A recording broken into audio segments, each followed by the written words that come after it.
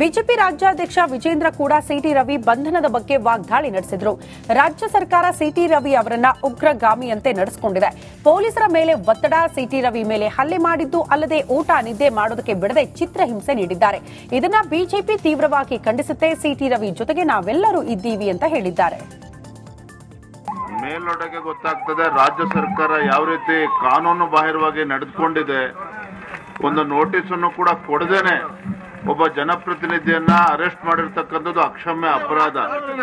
ಜೊತೆಗೆ ಪೊಲೀಸ್ ಅಧಿಕಾರಿಗಳ ವರ್ತನೆ ಏನಿದೆಯಲ್ಲ, ಸಿಟಿ ರವಿ ಅವರನ್ನು ನಡೆಸ್ಕೊಂಡಿರ್ತಕ್ಕಂಥದ್ದು ಹಲ್ಲೆನೂ ಮಾಡಿದ್ದಲ್ದೇನೆ, ಅವನು ಊಟ ಉಪಚಾರ ಏನೂ ಕೂಡ ಮಾಡ್ದೇನೆ ಇವತ್ತು ರಾತ್ರಿ 400-500 ಕಿಲೋಮೀಟರ್ ಸುತ್ತರಿಸಿ ಇವತ್ತು ಸುಸ್ತು ಮಾಡಿ ಇವತ್ತು ಅದೇ ಹೇಳಿದಲ್ಲ, ಒಬ್ಬ ಉಗ್ರಗಾಮಿ ನಡೆಸ್ಕೊಂಡಿದ್ದಾರೆ. ಇದಕ್ಕೆ ಕಾರಣ ರಾಜ್ಯ ಸರ್ಕಾರ ಒತ್ತಡ ಪೊಲೀಸ್ ಮೇಲೆ ಹಾಕಿದ್ದಾರೆ. ಅದ್ರ ಪರಿಣಾಮವಾಗಿ ಇವತ್ತು ಪೊಲೀಸರು ಕೂಡ ಕಾನೂನನ್ನು ಗಾಳಿಗೆ ತೂರಿದ್ದಾರೆ. ಇದು ಅಕ್ಷಮ್ಯ. ಇತ್ತ ಧಾರವಾಡದಲ್ಲಿ ಶ್ರೀರಾಮ ಸೇನೆ ಮುಖ್ಯಸ್ಥ ಪ್ರಮೋದ್ ಮುತಾಲಿಕ್ ಕೂಡ ಸಿಟಿ ರವಿ ಬಂಧನವನ್ನ ಖಂಡಿಸಿದ್ದಾರೆ. ರವಿ ಜವಾಬ್ದಾರಿಯುತ ಸ್ಥಾನದಲ್ಲಿರೋ ವ್ಯಕ್ತಿ, ಅಂಥವರನ್ನ ಕಾನೂನು ಬಾಹಿರವಾಗಿ ಬಂಧಿಸಿದ್ರು. ಸಿಟಿ ರವಿ ಆ ಶಬ್ದ ಬಳಸಿಲ್ಲ ಅಂತ ಸ್ಪಷ್ಟವಾಗಿ ಹೇಳ್ತಿದ್ರು. ಅದನ್ನೇ ಲಕ್ಷ್ಮೀ ಹೆಬ್ಬಾಳ್ಕರ್ ಆಪಾದನೆ ಮಾಡಿದ್ದಾರೆ. ಪರಿಷತ್ನಲ್ಲಿದ್ದ ಕಾಂಗ್ರೆಸ್ನ 3-4 ಜನ ಮಾತ್ರ ಅಶ್ಲೀಲ ಪದ ಕೇಳಿದೆ ಅಂದಿದ್ದಾರೆ. ಉಳಿದವರು ಯಾರಿಗೂ ಕೇಳಿಸಿಲ್ಲ. ಹೀಗಾಗಿ ಇದೊಂದು ಪೂರ್ವ ನಿಯೋಜಿತ ತಂತ್ರ, ಷಡ್ಯಂತ್ರ ಖಂಡನೀಯ ಅಂತ ಸರ್ಕಾರದ ವಿರುದ್ಧ ಗುಡುಗಿದ್ದಾರೆ. ಎಂಎಲ್ಸಿ ಜವಾಬ್ದಾರಿ ಇರುವಂತಹ ಒಬ್ಬ ವ್ಯಕ್ತಿ, ಸಂವಿಧಾನಿಕವಾದಂತಹ ಒಬ್ಬ ವ್ಯಕ್ತಿಗೆ ಕಾನೂನು ಬಾಹಿರವಾಗಿ ಅಲ್ಲಿ ಯಾವುದೇ ಕಾನೂನನ್ನು ಪಾಲಿಸಿಲ್ಲ. ಗವರ್ನರ್ ಅವರಿಗೆ ಪರ್ಮಿಷನ್ ಕಳಿಸಬೇಕು, ಅದನ್ನೂ ಮಾಡಿಲ್ಲ. ಅಲ್ಲಿಯ ಸಭಾಪತಿಗಳಿಗೆ ಅನುಮತಿ ಕೇಳಬೇಕು, ಅದನ್ನೂ ಮಾಡಿಲ್ಲ. ಮತ್ತು ಇವರು ಸಿಟಿ ರವಿ ಅವರು, ಎಂಎಲ್ಸಿ ಅವರು ಬಹಳ ಸ್ಪಷ್ಟವಾಗಿ ಹೇಳ್ತಾ ಇದ್ದಾರೆ, ನಾನು ಆ ಶಬ್ದವನ್ನ ಬಳಸಿಲ್ಲ ಅನ್ನುವಂಥದ್ದು ಹೇಳ್ತಾ ಇದ್ದಾರೆ. ಒಬ್ಬ ವಿಧಾನ ಪರಿಷತ್ ಸಭಾಪತಿ ಬಸವರಾಜ ಹೊರಟ್ಟಿ ರವಿ ಹೆಬ್ಬಾಳ್ಕರ್ ವಿಚಾರ ಪ್ರಸ್ತಾಪ ಮಾಡ್ತಾ ಧಾರವಾಡದಲ್ಲಿ ನಾಟಕ ಪ್ರದರ್ಶನದ ಉದ್ಘಾಟನೆಯ ವೇಳೆ ನಗೆ ಚಟಾಕಿ ಹಾರಿಸಿದ್ದಾರೆ. ನಾನು ಇಲ್ಲಿ ನಾಟಕವನ್ನ ನೋಡೋದಿಲ್ಲ, ಯಾಕಂದ್ರೆ ನಮ್ದ ದೊಡ್ಡ ನಾಟಕ ನಡೆದೈತಿ. ಅಂದಿನ ರಾಜಕಾರಣ ಬೇರೆ, ಇಂದಿನ ರಾಜಕಾರಣವೇ ಬೇರೆ ಅಂತ ನಗೆ ಚಟಾಕಿ ಹಾರಿಸಿದ್ದಾರೆ.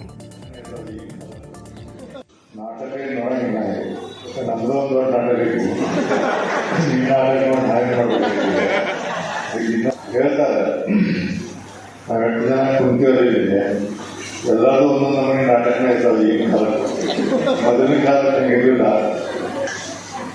ಇವತ್ತಿನ ಪರಿಸ್ಥಿತಿ ನಿರ್ಮಾಣ ಆಗಿದೆ. ಯಾರಾದ್ರೂ ತಪ್ಪು ಸರಿ ಅಂತ ಹೇಳಂಗಿಲ್ಲ. ಅವತ್ತಿನ ಕಾಲದಲ್ಲಿರುವಂಥ ಈಗ ನಾವು ಹೇಳ್ತೇವೆ, ಅವತ್ತಿನ ರಾಜಕಾರಣಿಗಳ ಬಗ್ಗೆ ನಾನು ಹೇಳಿದ್ವಿ, ಬಹಳ ಕುಟುಂಬ ಇದಕ್ಕೆ ಬಂದಿದ್ರು. ಅವತ್ತಿನ ರಾಜಕಾರಣದಲ್ಲಿ ಸೀಮಿತವಾಗಿ ವಿಧಾನ ಪರಿಸ್ಥಿತಿಗೆ ಹೊರಗೆ ಬಂದಂತೆಲ್ಲ ಫ್ರೆಂಡ್ಸು. ಈಗಿಲ್ಲ. ಈಗ ನೋಡಿದ್ದಾರೆ ನಿಮ್ಗೆ ಇನ್ನೂ ಬರಾಜಿದ್ವಿ ಟಿವಿಯೊಳಗೆ, ನಿನ್ನೆ ಕಡಿಮೆ ನೀವು ನೋಡಿರ್ಬೋದು. ಸಭಾಪತಿಯಾಗಿ ಆ ಜವಾಬ್ದಾರಿ ನಿಭಾಯಿಸಬೇಕಂದ್ರೆ ಎಲ್ಲಿಲ್ಲದ ಒತ್ತಡ, ಎಲ್ಲಿಲ್ಲದಂಥ ತೊಂದರೆ, ಆ ತೊಂದರೆನ ಅನುಭವಿಸುವಂಥ ಪರಿಸ್ಥಿತಿ ನಿರ್ಮಾಣ ಆಗಿದೆ. ನಾನು ಹೇಳಿದೆ ನಿನ್ನೆ, ಸಭಾಪತಿ ಆದ ನಂತರ 80% ಬೆಳೆ ಕೂತ್ಕೊಳ್ಳಬೇಕು ಅಂತ ಹೇಳಿದಾಗ ವಿಚಾರ ರಾತ್ರಿ ಎಲ್ಲಿ ವಿಚಾರ ಮಾಡಿ. ಯಾಕಂದ್ರೆ ಏನಾದರೂ ಒಂದು ತೀರ್ಮಾನವನ್ನು ನಾವು ಕೊಡಬೇಕಾದ್ರೆ ಆ ತೀರ್ಮಾನ ಇತಿಹಾಸದ ನಾಟಕ ನೋಡಂಗಿಲ್ಲ. ನಮ್ದೊಂದು ದೊಡ್ಡ ನಾಟಕ. ಇನ್ನು ಡಾಕ್ಟರ್ ಬಿಆರ್ ಅಂಬೇಡ್ಕರ್ ಕುರಿತಾಗಿ ಅಮಿತ್ ಶಾ ಹೇಳಿಕೆ ಖಂಡಿಸಿ ವಿಜಯಪುರದಲ್ಲಿ ಪಂಚಿನ ಮೆರವಣಿಗೆ ನಡೆಯಿತು. ಅಂಬೇಡ್ಕರ್ ವಿಚಾರ ಬಳಗ, ಅಹಿಂದ ಪ್ರಗತಿ ಪರ ಸಂಘಟನೆಯವರು ರಸ್ತೆಯಲ್ಲೇ ಕೂತ್ಕೊಂಡು ಹೋರಾಟ ಮಾಡಿದ್ದಾರೆ.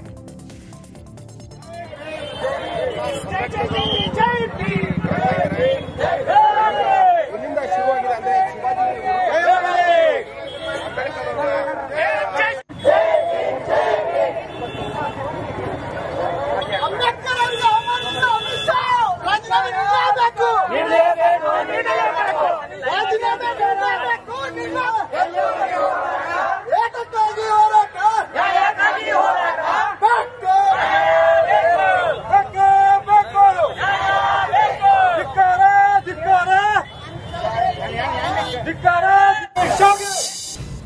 ಬಿಜೆಪಿ ರಾಜ್ಯಾಧ್ಯಕ್ಷ ವಿಜೇಂದ್ರ ಕೂಡ ಸಿಟಿ ರವಿ ಬಂಧನದ ಬಗ್ಗೆ ವಾಗ್ದಾಳಿ ನಡೆಸಿದ್ರು. ರಾಜ್ಯ ಸರ್ಕಾರ ಸಿಟಿ ರವಿ ಅವರನ್ನ ಉಗ್ರಗಾಮಿಯಂತೆ ನಡೆಸಿಕೊಂಡಿದೆ. ಪೊಲೀಸರ ಮೇಲೆ ಒತ್ತಡ, ಸಿಟಿ ರವಿ ಮೇಲೆ ಹಲ್ಲೆ ಮಾಡಿದ್ದು ಅಲ್ಲದೆ ಊಟ ನಿದ್ದೆ ಮಾಡೋದಕ್ಕೆ ಬಿಡದೆ ಚಿತ್ರಹಿಂಸೆ ನೀಡಿದ್ದಾರೆ. ಇದನ್ನ ಬಿಜೆಪಿ ತೀವ್ರವಾಗಿ ಖಂಡಿಸುತ್ತೆ. ಸಿಟಿ ರವಿ ಜೊತೆಗೆ ನಾವೆಲ್ಲರೂ ಇದ್ದೀವಿ ಅಂತ ಹೇಳಿದ್ದಾರೆ. ಮೇಲ್ನೋಟಕ್ಕೆ ಗೊತ್ತಾಗ್ತದೆ ರಾಜ್ಯ ಸರ್ಕಾರ ಯಾವ ರೀತಿ ಕಾನೂನು ಬಾಹಿರವಾಗಿ ನಡೆದುಕೊಂಡಿದೆ. ಒಂದು ನೋಟಿಸ್ ಅನ್ನು ಕೂಡ ಕೊಡದೇನೆ ಒಬ್ಬ ಜನಪ್ರತಿನಿಧಿಯನ್ನ ಅರೆಸ್ಟ್ ಮಾಡಿರ್ತಕ್ಕಂಥದ್ದು ಅಕ್ಷಮ್ಯ ಅಪರಾಧ.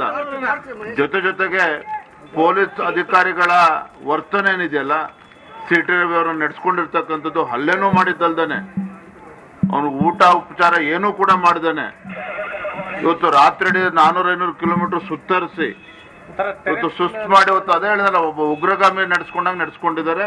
ಇದಕ್ಕೆ ಕಾರಣ ರಾಜ್ಯ ಸರ್ಕಾರ ಒತ್ತಡ ಪೊಲೀಸ್ ಮೇಲೆ ಹಾಕಿದ್ದಾರೆ.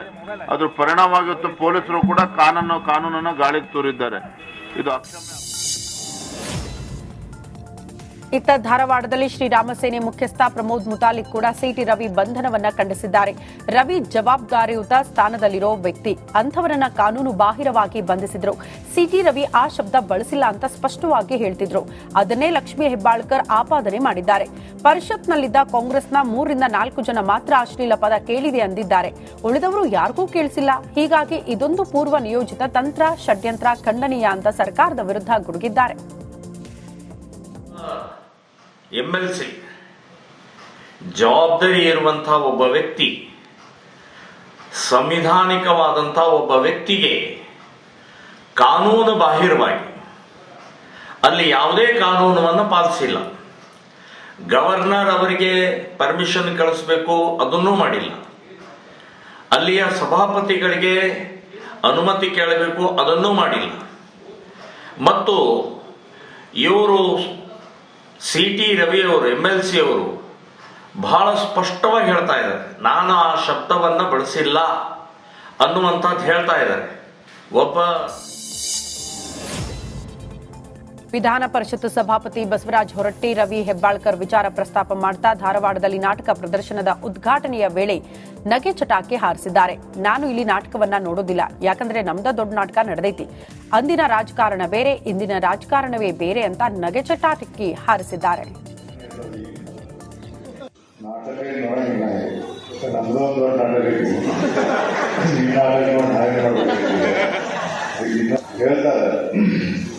ನಾವೆಂಟು ಜನ ಕುಂತಿರೋದಿದೆ, ಎಲ್ಲರೂ ಒಂದೊಂದು ನಮಗೆ ನಾಟಕನೇ ಇರ್ತಾವೆ. ಈಗಿನ ಕಾಲಕ್ಕೆ ಮೊದಲಿನ ಕಾಲಕ್ಕೆ ಇರಲಿಲ್ಲ. ಇವತ್ತಿನ ಪರಿಸ್ಥಿತಿ ನಿರ್ಮಾಣ ಆಗಿದೆ. ಯಾರಾದ್ರೂ ತಪ್ಪು ಸರಿ ಅಂತ ಹೇಳಂಗಿಲ್ಲ. ಅವತ್ತಿನ ಕಾಲದಲ್ಲಿರುವಂಥ ಈಗ ಹೇಳ್ತೇವೆ, ಅವತ್ತಿನ ರಾಜಕಾರಣಗಳ ಬಗ್ಗೆ ನಾನು ಹೇಳಿದ್ದು ಬಹಳ ದುಡ್ಡಿನ ಅವರು ಇದಕ್ಕೆ ಬಂದಿದ್ರು. ಅವತ್ತಿನ ರಾಜಕಾರಣದಲ್ಲಿ ಸೀಮಿತವಾಗಿ ವಿಧಾನ ಪರಿಸ್ಥಿತಿಗೆ ಹೊರಗೆ ಬಂದಂತ ಎಲ್ಲ ಫ್ರೆಂಡ್ಸು. ಈಗಿಲ್ಲ. ಈಗ ನೋಡಿದ್ದಾರೆ ನಮ್ಮ ಮುಖ್ಯಮಂತ್ರಿ ಕಡೆ ಇನ್ನೂ ಬರಾಜಿದ್ವಿ ಟಿವಿಯೊಳಗೆ, ನಿನ್ನೆ ಕಡೆಗೆ ನೀವು ನೋಡಿರ್ಬೋದು. ಸಭಾಪತಿಯಾಗಿ ಆ ಜವಾಬ್ದಾರಿ ನಿಭಾಯಿಸಬೇಕಂದ್ರೆ ಎಲ್ಲಿಲ್ಲದ ಒತ್ತಡ, ಎಲ್ಲಿಲ್ಲದಂಥ ತೊಂದರೆ, ಆ ತೊಂದರೆನ ಅನುಭವಿಸುವಂಥ ಪರಿಸ್ಥಿತಿ ನಿರ್ಮಾಣ ಆಗಿದೆ. ನಾನು ಹೇಳಿದೆ ನಿನ್ನೆ, ಸಭಾಪತಿ ಆದ ನಂತರ 80% ದಯಾಗಿ ಕೂತ್ಕೊಳ್ಳೋದಪ್ಪ ಅಂತ ಹೇಳಿದಾಗ ವಿಚಾರ ರಾತ್ರಿ ಎಲ್ಲಿ ವಿಚಾರ ಮಾಡಿ. ಯಾಕಂದ್ರೆ ಏನಾದರೂ ಒಂದು ತೀರ್ಮಾನವನ್ನು ನಾವು ಕೊಡಬೇಕಾದ್ರೆ ಆ ತೀರ್ಮಾನ ಇತಿಹಾಸದ